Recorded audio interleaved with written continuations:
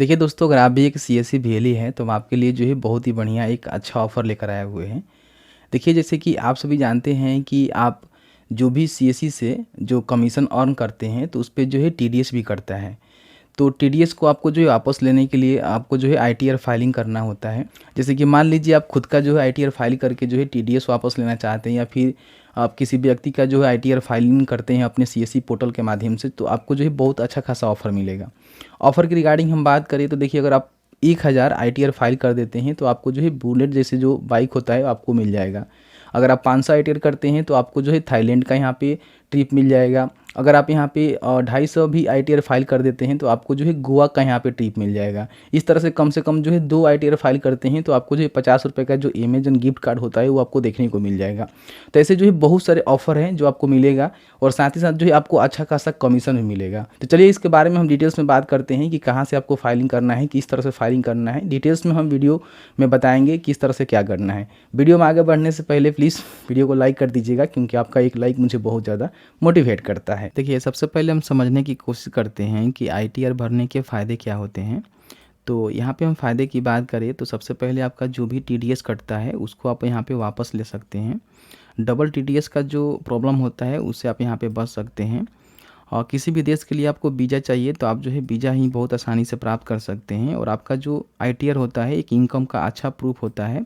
साथ ही साथ आपको क्रेडिट कार्ड, गवर्नमेंट टेंडर के लिए भी आईटीआर जो है बहुत ज़्यादा ज़रूरी होता है। और साथ ही साथ आप लोन लेना चाहते हैं तो उसके लिए भी आपका जो आईटीआर होता है बहुत ज़्यादा महत्वपूर्ण होता है। तो ये जो है बहुत सारे फ़ायदे हैं। तो अगर आप भी अपना खुद का आईटीआर भरकर अपना टीडीएस वापस लेना चाहते हैं, या फिर कोई भी व्यक्ति का जो कि आपके सेंटर पे आता है जिसका आप आईटीआर भरना चाहते हैं, तो ज़रूर भरें, ठीक है। अब यहाँ पे आईटीआर भरने के लिए आपको करना क्या है, सबसे पहले अपने सीएससी का जो डैशबोर्ड है वहाँ पे लॉगिन कर लेना है। और लॉगिन करने के बाद यहाँ पे सर्च करना है टैक्स टू, ठीक है। इस तरह से सर्च करेंगे तो आपके सामने इनकम टैक्स रिटर्न फाइलिंग का एक यहाँ पे ऑप्शन आ जाएगा। इस पर आपको क्लिक कर देना है। क्लिक करेंगे तो आप जो है टैक्स टू विन का जो ऑफिशियल पोर्टल है यहाँ पे आ जाएंगे। यहाँ पे सबसे पहले हम ऑफ़र की बात कर लेते हैं। हालांकि यहाँ पे कमीशन भी आपको देखने को मिलता है, अच्छा कमीशन है, उसके रिगार्डिंग हम बात करेंगे। लेकिन सबसे पहले ऑफ़र के रिगार्डिंग हम बात कर लेते हैं। ऑफ़र देखेंगे तो यहाँ पे बोला गया है कि अगर आप 1000 आईटीआर फाइल कर देते हैं तो आपको जो है बुलेट बाइक यहाँ पे दिया जाएगा। 500 आईटीआर फाइल करते हैं तो थाईलैंड का ट्रिप मिलेगा, 2 पर्सन 5 दिन के लिए जा सकते हैं। गोवा ट्रिप जो है 250 आईटीआर पे है तो 2 पर्सन 3 दिन के लिए जा सकते हैं। साथ ही साथ कम से कम अगर यहाँ पे आप 2 आईटीआर फिल कर देते हैं तो आपको जो 50 रुपये का जो अमेजन गिफ्ट कार्ड होता है वो देखने को मिल जाएगा। उस तरह से आप देखेंगे यहाँ पे 50 आईटीआर भरते हैं तो साउंड बार मिल जाएगा। तो कहीं ना कहीं बहुत ही बढ़िया ऑफर भी चल रहा है, ठीक है। और कमीशन भी आपको मिलेगा, उसके रिगार्डिंग हम अभी बात करेंगे। तो अगर आप भी एक सीएससी भेली हैं, खुद का आईटीआर भरना चाहते हैं या फिर कोई कस्टमर का भरना चाहते हैं तो ज़रूर भरें, ठीक है।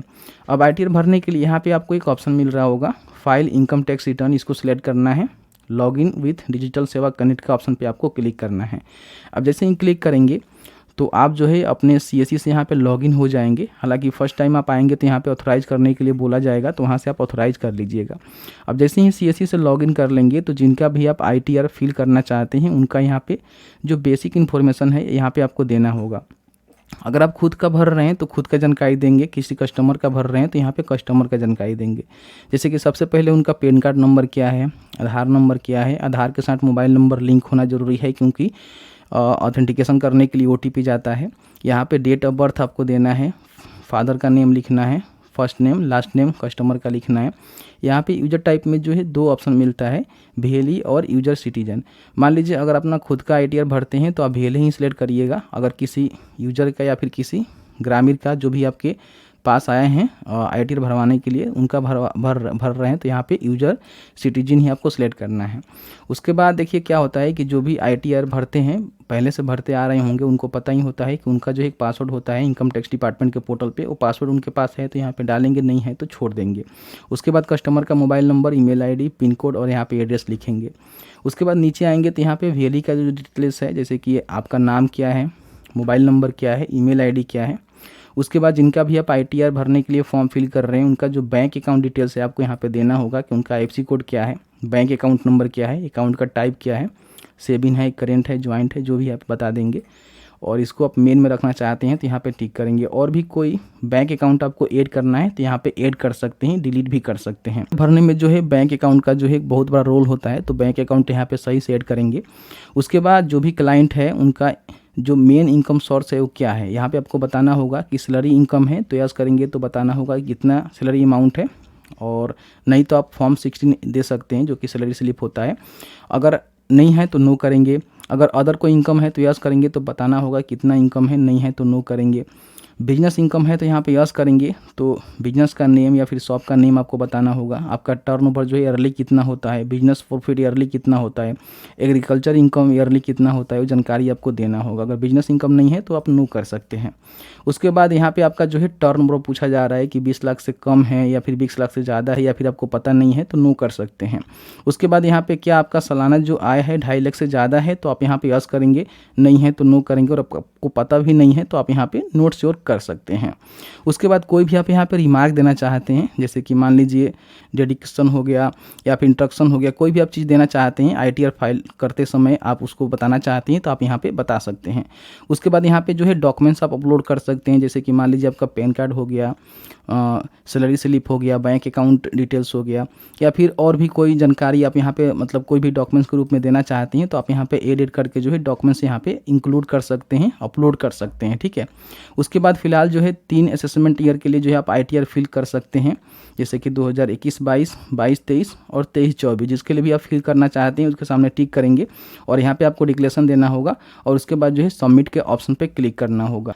जैसे ही सबमिट के ऑप्शन पर क्लिक करेंगे तो आपके सामने जो है कुछ इस तरह का इंटरफेस आएगा, जहाँ पे आपका सेल अमाउंट जो है 354 रुपये का होगा। VLE को जो यहाँ पे 40% कमीशन मिलेगा, तो 219 रुपये ही यहाँ पे पेमेंट करना होगा। यानी कि 219 रुपये का जो है पेमेंट करने के लिए आपको जो CSE का पासवर्ड होता है, वॉलेट का पासवर्ड होता है, उसको यहाँ पे डालेंगे और वैलिडेट के ऑप्शन पर क्लिक करेंगे।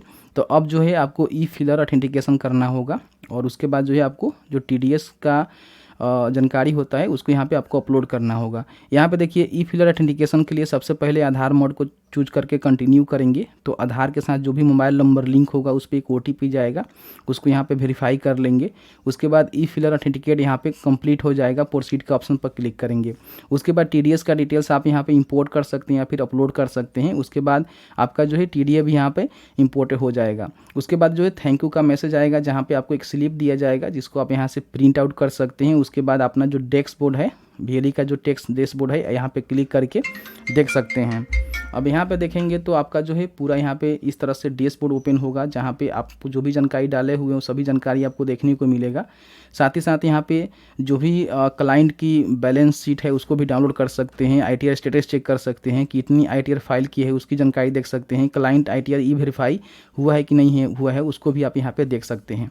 तो इस तरह से जो है आप बड़ी आसानी से ITR फाइल कर सकते हैं। नीचे आएंगे तो यहाँ पे जो भी आमतौर पे पूछे जाने वाले सवाल होते हैं, जैसे कि ITR फाइल करने के लिए क्या क्या डॉक्यूमेंट्स होने चाहिए, यहाँ पे बताया गया है।